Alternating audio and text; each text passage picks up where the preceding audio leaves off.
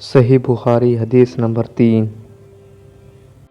نبی کریم صلی اللہ علیہ وسلم پر وحی کا ابتدائی دور اچھے سچے پاکیزہ خوابوں سے شروع ہوا۔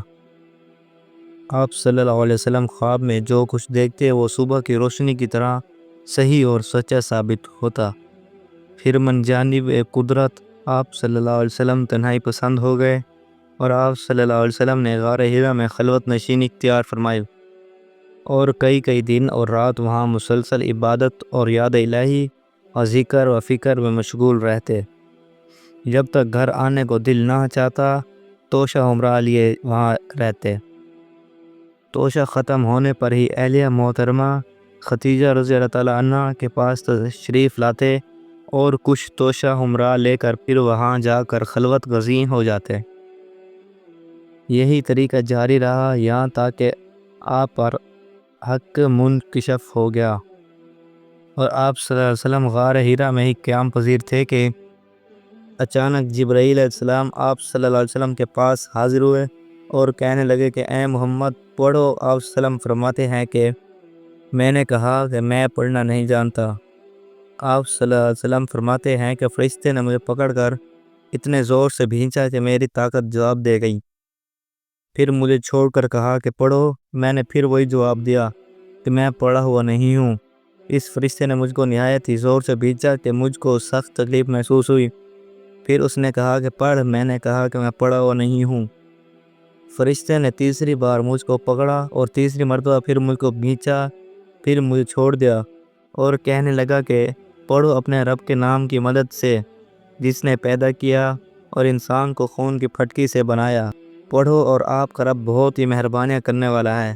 بس یہی آیتیں آپ صلی اللہ علیہ وسلم جبرائیل علیہ السلام سے سن کر اس حال میں غار حرا سے واپس ہوئے کہ آپ صلی اللہ علیہ وسلم کا دل اس انوکھے واقعے سے کانپ رہا تھا۔ آپ صلی اللہ علیہ وسلم حضرت خدیجہ کے ہاں تشریف لائے اور فرمایا کہ مجھے کمبل اڑا دو، مجھے کمبل اڑا دو۔ انہوں نے آپ صلی اللہ علیہ وسلم کو کمبل اڑا دیا۔ جب آپ صلی اللہ علیہ وسلم کا ڈر جاتا رہا تو آپ صلی اللہ علیہ وسلم نے اپنی زوجہ محترمہ خدیجہ رضی اللہ عنہ کو تفصیل کے ساتھ یہ واقعہ سنایا اور فرمانے لگے کہ مجھ کو اب اپنی جان کا خوف ہو گیا ہے۔ آپ صلی اللہ علیہ وسلم کی اہلیہ محترمہ خدیجہ نے آپ صلی اللہ علیہ وسلم کی ڈھار سے بدھائی اور کہا کہ آپ صلی اللہ علیہ وسلم کا خیال صحیح نہیں ہے، اللہ کی قسم آپ کو اللہ کبھی رسوا نہیں کرے گا۔ آپ تو اخلاق فاضلہ کے مالک ہیں، آپ تو کنبہ پرور ہیں، بے قصوں کا بوجھ اپنے سر پر رکھ لیتے ہیں، مفلسوں کے لیے آپ کماتے ہیں، مہمان نوازی میں آپ بے مثال ہیں اور مشکل وقت میں آپ امر حق کا ساتھ دیتے ہیں۔ ایسے اوصاف حسن والا انسان یوں بے وقت ذلت و خواری کی موت نہیں پا سکتا۔ پھر مزید تسلی کے لیے خدیجہ رضی اللہ عنہ آپ صلی اللہ علیہ وسلم کو ورقہ بن نوفل کے پاس لے گئیں جو ان کے چچا زاد بھائی تھے اور زمانے جاہلیت میں نصرانی مذہب اختیار کر چکے تھے پر عبرانی زبان کے کاتب تھے۔ چنانچہ انجیل کو بحسب منشاء خداوندی عبرانی زبان میں لکھا کرتے تھے۔ انجیل سریانی زبان میں نازل ہوئی تھی، پھر اس کا ترجمہ عبرانی زبان میں ہوا۔ ورقہ اس کو لکھتے ہیں وہ بہت بوڑھے ہو گئے تھے یہاں تک کہ ان کی بینائی بھی رخصت ہو چکی تھی۔